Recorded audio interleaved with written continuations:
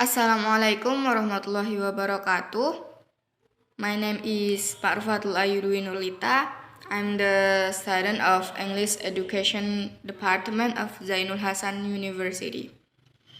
I made this video due to my midterm exam.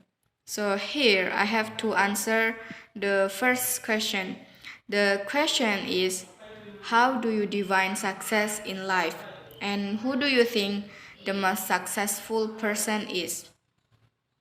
So, I think success is being able to do your best every day in all roles you have in life, especially in a role of a Muslim, doctor, sister, friend, and a student for me. And someone who enjoys their life, who knows why they wake up and go to work, and who sees a purpose in everything they do. For me, the most successful person is my own mother because she doing her best for make her kids happy. She is very kind. Sometimes she talk when we make mistake. She is busy with her daddy at home, but she never leaves praying. She take a good care to her mother too, like give my grandma massage when she sick, and she must very tired to take care all the person in my home, to clean up house, to wash clothes and others. That's why I want to help her as I could. But sometimes she tells me how tired she is, but she never forced to get a rest or me time or healing time because she know that it is her job. She know the purpose for everything she did, and I like the fact that she is not hide what she feels to me because I don't want her to keep her problem alone.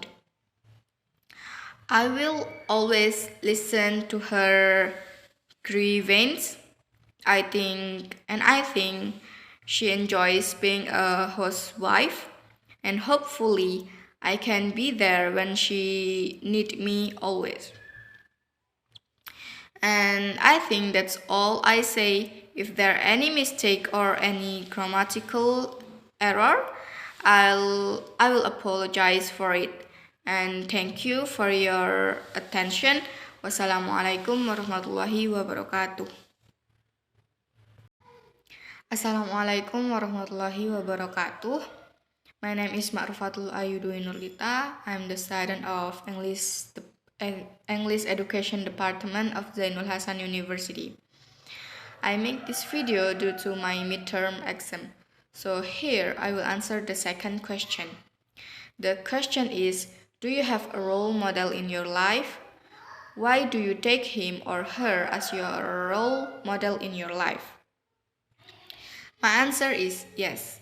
I have a role model in my life to be my inspiration. And my role model or my inspiration is my father because he is a hardworking person. When he was a kid, his family is poor. Sometimes when he hungry, he just drink sugarcane water that he took from the people's field. He is cool until senior high school. He is smart, but he can't study in university because economic factor. But he never complained about his economic condition. Instead of complain, he was motivated to working hard to get money. He is married with my mother when he was 18 years old. He is works odd job. He works in people's field. He ever to be a parking attendant. He only rides a bicycle to get to work, which is about 11 kilometers from home. But he never give up until he get a job in sugar factory Pajarakan. But now he have been moved to sugar factory Gending. Because of his persistence, now he has even been able to provide his 6 family members.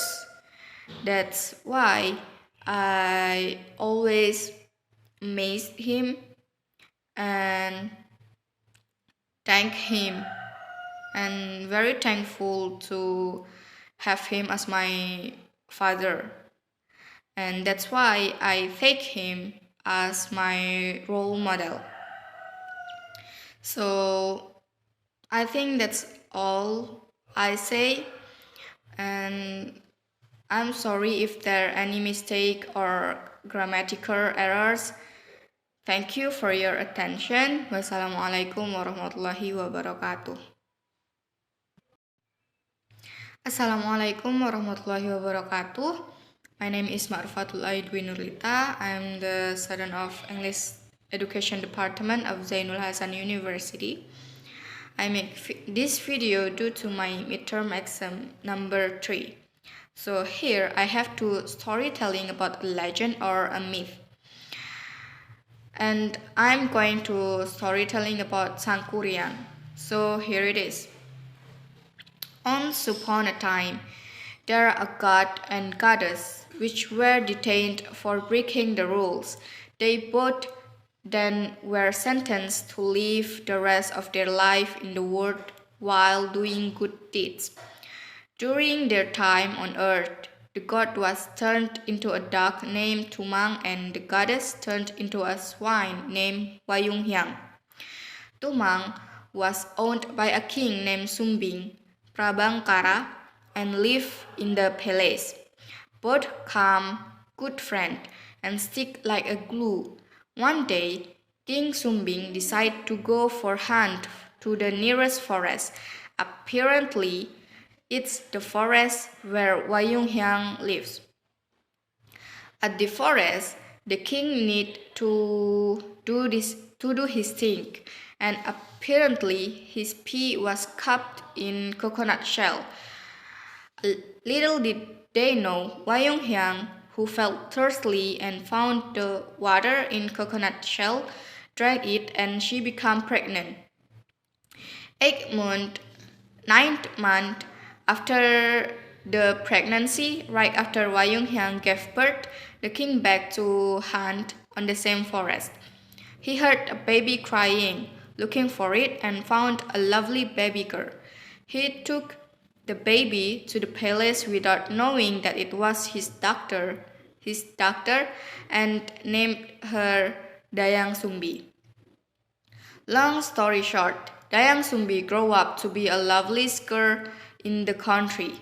Lots of princes quarreled and fought over her. Dayang Sumbi, who felt uncomfortable, chose to remain silent and move to the middle of nowhere where no one knows her. There she lives only with Tumang, her best friend. She spent her life weaving clothes with traditional loom she has. Only day the loom was fallen to the ground and she was too lazy to pick it up. She swore to herself, anyone who broke her the loom, if she's a girl, then she will consider her as her sister, and if he was a man, then she would marry him. Suddenly, Tumang appeared and bring her the loom. As a promise, he married Tumang, and his husband Tumang revealed himself and turned himself to be a lovely god only when the full moon comes. Dayang Sumbi then became pregnant in no time. The king was so angry to hear about this. He cast her out of his family name and told her to live far away from the palace. Long story short, Dayang Sumbi has a prettiest baby boy you could ever see. She named, she named him Sangkuriang. He grew up to be a decent, strong, pretty guy who loves her mother without knowing that the dog who happened to stay with him along was his father. One day, the young Sumbi sent him to go for hunt. She told her son that she wanted a deer herd for dinner. Sangkuriang took Tumang to go with him, yet he didn't find any deer after 3 days of hunting. He was too afraid of going home with an empty hand. Suddenly, he saw a pig and asked Tumang to go for it. Tumang remained silent since knew it was Wayunghyang, her granny. Sangkuriang was so upset and pointed her bow and arrow to Tumang. Accidentally, he got shot and died. Tumang asked him to get his herd to be given to his mother. This young guy cried with tears for he couldn't the sadness bear the sadness of losing his best friend. He took Tumang's herd as he wished and came home to her mom. The young Sumbi was so happy to have her son back, yet she was curious why didn't Tumang come along. She asked Sangkuriang where Tumang was, but Sangkuriang kept silent and didn't tell the truth. The young Sumbi, who have a good instinct, found out that it was Tumang's herd. She hit Sangkuriang on his head and then cast him out. Time flew by. Sangkuriang has grown out to be a good-looking man with well-built body. Meanwhile, Dayang Sumbi, who was a descendant of goddess, was given an eternal beauty and stays forever young. Sangkuriang, who wandered anywhere, one day reached his house, yet he didn't remember that it was his former residence. Dayang Sumbi didn't recognize him either when they met around the house. They both fell in love and planned to get married soon. On the day of their marriage, Dayang Sumbi fixed Sangkuriang's back. She found a scar of his head and on his head and remembered her old forgotten son.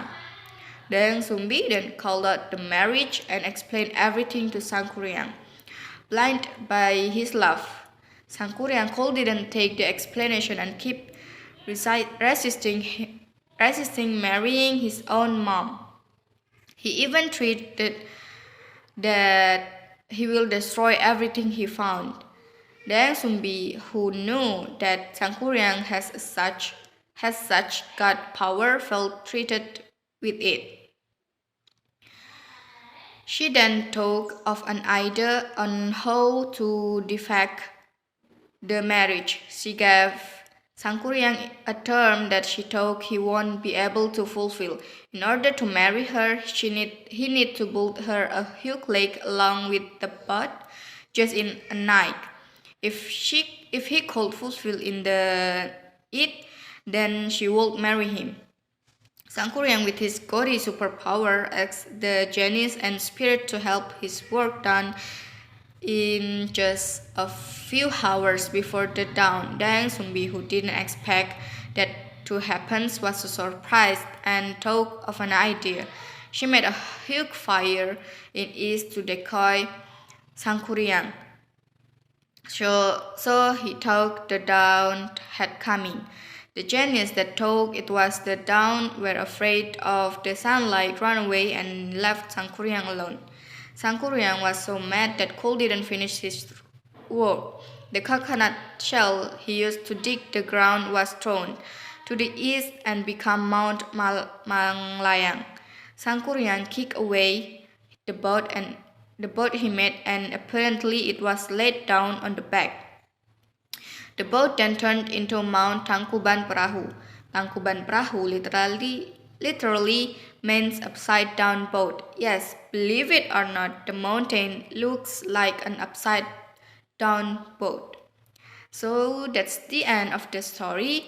I apologize if there is a mistake or any grammatical error. And thank you for your attention.